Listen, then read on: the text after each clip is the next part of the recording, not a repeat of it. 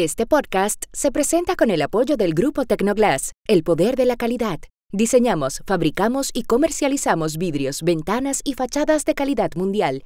Más información en www.tecnoglass.com.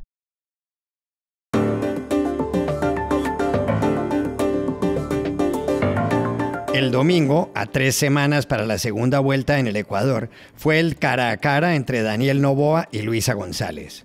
¿Qué dejó el debate?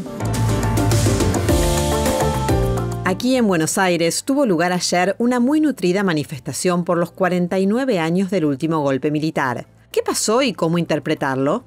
En Estados Unidos, el editor de The Atlantic reveló ayer cómo el gobierno lo incluyó en un chat con planes de guerra. ¿Cómo ocurrió eso? Hola, bienvenidos a Y esto no es todo, el podcast del Georgetown Americas Institute de la Universidad de Georgetown en Washington, D.C. Soy Juan Carlos Iragorri, desde Madrid. Soy Paz Rodríguez Niel, desde Buenos Aires. Soy Jorge Espinosa y estoy en Bogotá. Es martes 25 de marzo y esto es todo lo que usted debería saber hoy.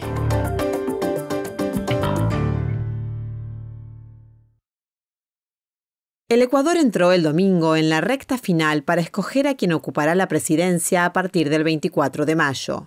Esa es una fecha importante para el país. Recuerda la batalla de Pichincha, cuando en 1822, bajo el mando del general Antonio José de Sucre, logró la independencia de España. Lo que tuvo lugar el domingo fue el debate televisado entre el presidente Daniel Noboa y la opositora Luisa González, que dentro de 3 semanas se disputan la jefatura del Estado. En la primera vuelta, el 9 de febrero, Noboa obtuvo el 44,17% de los votos y González el 44%. La diferencia fue mínima. Daniel Noboa superó a Luisa González por menos de 17,000 votos. La campaña ahora mismo está al rojo vivo. La lucha por cada voto es intensa. Se notó el domingo ante las cámaras. Estos fueron 2 momentos del debate. Ustedes saben que todo lo que diga el candidato Noboa es mentira y no lo va a cumplir. Yo no estoy aquí para revivir cuentos viejos a la narcopolítica ni a la corrupción. Yo estoy aquí para defender su futuro y su libertad. Luisa, ¿vas a reconocer al gobierno totalitario y dictatorial de Nicolás Maduro? Es una pregunta súper clara. ¿Sí o no? No divagues como hiciste en CNN. Sí. Necesito reconocer el gobierno de Nicolás Maduro para poder devolver a los venezolanos que tú permitiste que ingresen de forma irregular y desordenada a través de tu decreto 370 a mi país. En el debate, González dijo que este principio de año, uno de los más violentos que se conozcan, prueba que la estrategia de Noboa es un fracaso. Noboa afirmó que la Revolución Ciudadana, el partido del expresidente Rafael Correa y de Luisa González, es un nido de corrupción. Lo que mucha gente se pregunta es qué dejó el debate entre Daniel Noboa y Luisa González. Llamamos ayer a Guayaquil a la consultora política y profesora universitaria Janina Mondino. Nos dejó la fotografía del Ecuador actual, un país absolutamente hiperpolarizado entre 2 grandes tendencias que acapararon prácticamente el 90% de la votación, una votación histórica, en la primera vuelta del 9 de febrero, que se pareció mucho más a la tercera vuelta del 2023 que a la primera de este nuevo ciclo electoral. Un debate que de forma fue absolutamente confrontativo y que por momentos rozó y pasó hacia la agresividad entre los candidatos, pero de fondo absolutamente carente de propuestas, por ejemplo, en ejes importantes para los ecuatorianos como la seguridad, el empleo y la economía, o aristas vinculadas a los servicios públicos como la salud y la seguridad social. Un formato que, si bien ha ido mejorando, la moderación no actúa como una camisa de fuerza para pedirle a los candidatos que se ciñan a exponer sus planes y proyectos, sus propuestas per se, sino que permite que desplieguen sus estrategias políticas y por tanto eso desvirtuó o desnaturalizó el eje o la función del voto informado que debe tener un debate.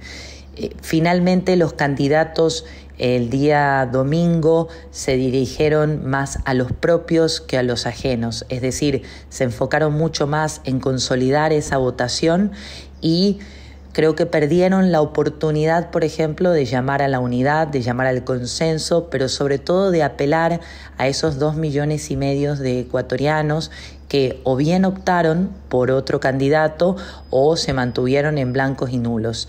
Esto puede incluso acrecentar la votación nula de cara a las elecciones del 13 de abril, como ya ha sucedido en ocasiones anteriores, por ejemplo, en el 2021.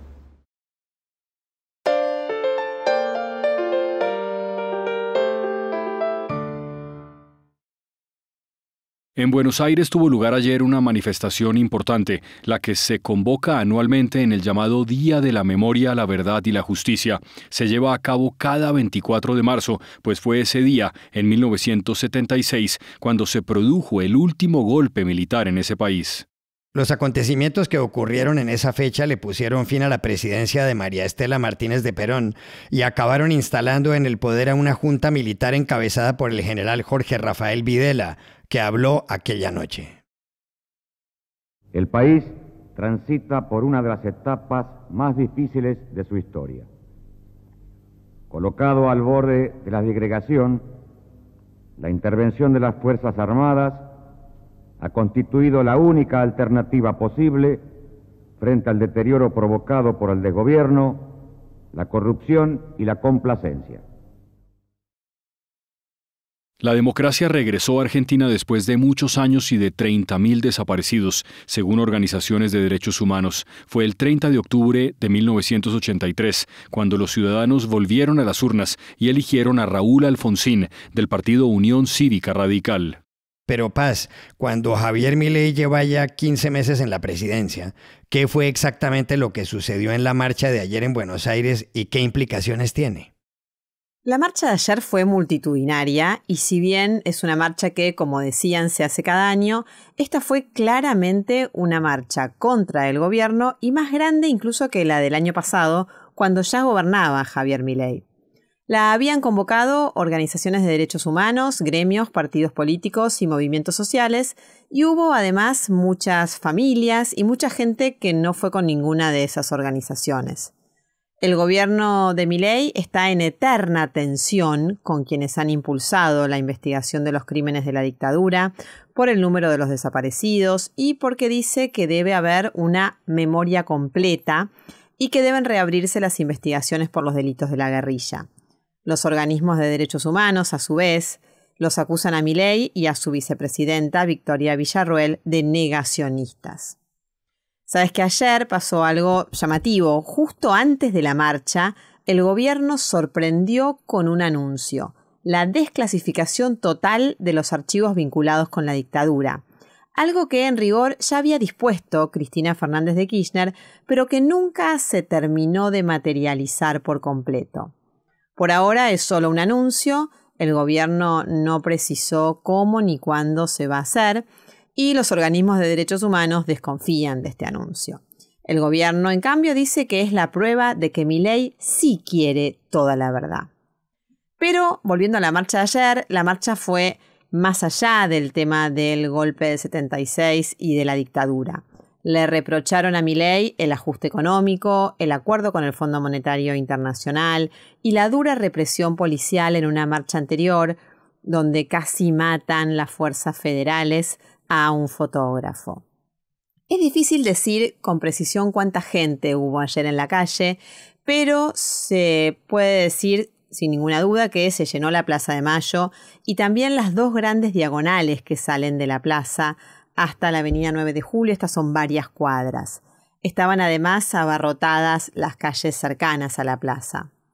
Al gobierno, para terminar, debemos decir que, pese a esto y pese a la fuerza de la movilización, la izquierda es un enemigo que no le molesta, hasta le sienta cómodo, con lo cual difícilmente vaya a acusar recibo de lo que sucedió ayer.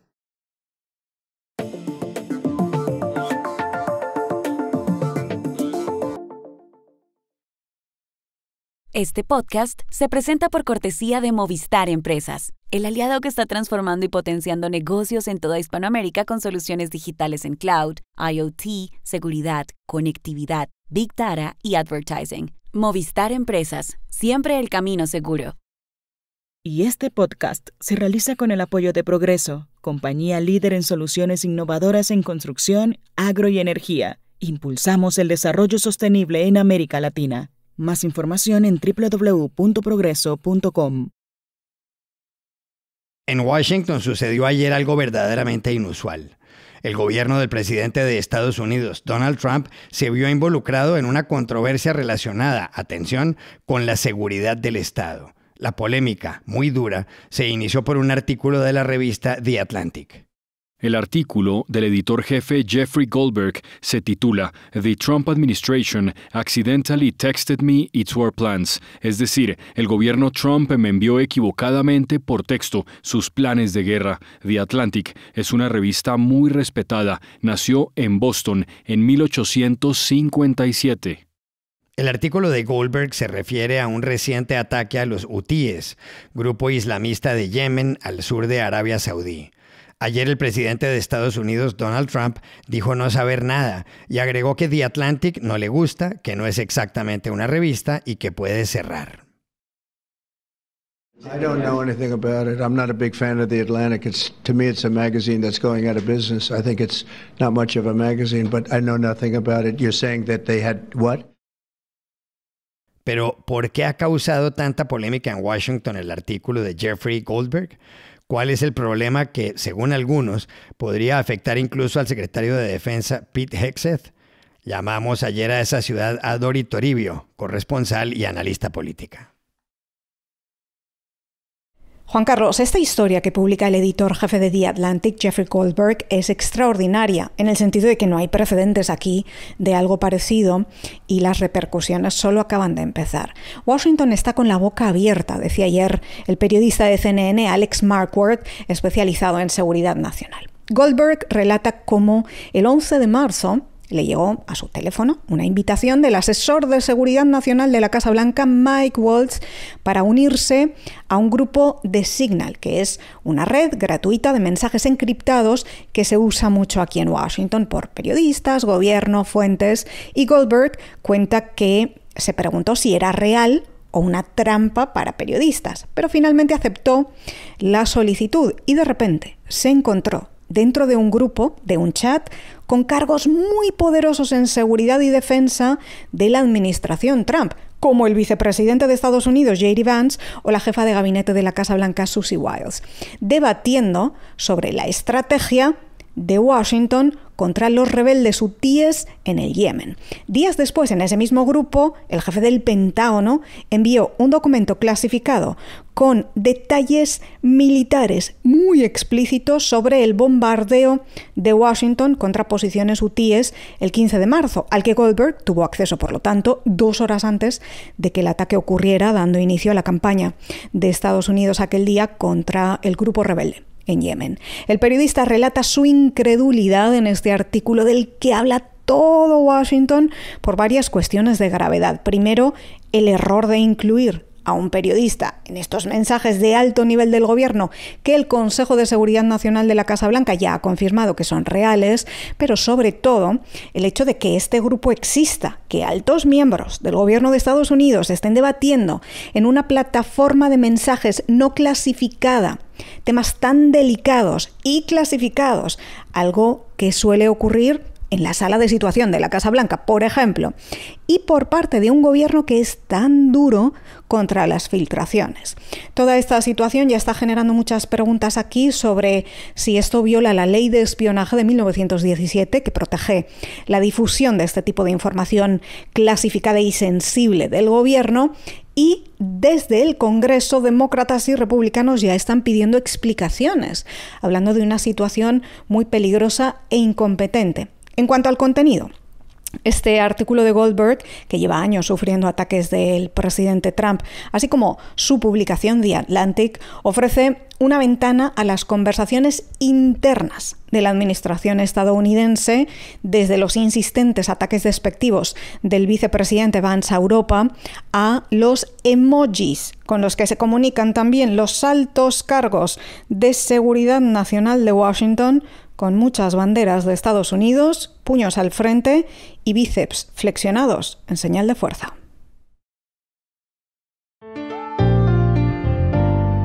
Y estas son otras cosas que usted también debería saber hoy. Dos noticias para empezar esta última parte de este podcast. La primera es que el presidente Donald Trump anunció ayer que Estados Unidos impondrá aranceles del 25% a los productos de los países que le compren petróleo a Venezuela. La segunda es que las delegaciones estadounidense y rusa se reunieron ayer en el Hotel Ritz de Riad, la capital de Arabia Saudí, durante más de 12 horas y aseguraron haber logrado avances importantes hacia la paz en Ucrania. Además, prometieron publicar hoy un acuerdo. La secretaria de Seguridad Interior de Estados Unidos, Kristi Noem, llegará mañana a San Salvador, a donde se reunirá con el presidente salvadoreño Nayib Bukele y donde visitará el centro de confinamiento del terrorismo en el que fueron recluidos más de 230 miembros del Tren de Aragua, deportados por Washington. El jueves sostendrá un encuentro en Bogotá con el presidente colombiano Gustavo Petro y el viernes otro en Ciudad de México con la presidenta mexicana Claudia Sheinbaum. El actor francés Gérard Depardieu compareció ayer en un tribunal de París, donde tendrá lugar el juicio en su contra por haber acosado supuestamente en 2021 a una decoradora y a su asistente durante el rodaje de la película Las Persianas Verdes. Depardieu, de 76 años, y quien ha participado en más de 200 películas y series, comenzará a testificar hoy. La actriz Fanny Ardant, que actúa en el filme, señaló que dará un testimonio favorable a Depardieu. Este no es el primer proceso contra el actor por esa causa. Y aquí termina Y esto no es todo, donde siempre habrá más. En la producción estuvo John F. Burnett. Pueden suscribirse a este podcast en nuestro sitio web y esto no es todo.georgetown.edu, seguirnos en nuestras cuentas de X y de Instagram, @y esto no es todo, y buscarnos en nuestro canal de YouTube. Gracias por oírnos. Chao, hasta la próxima.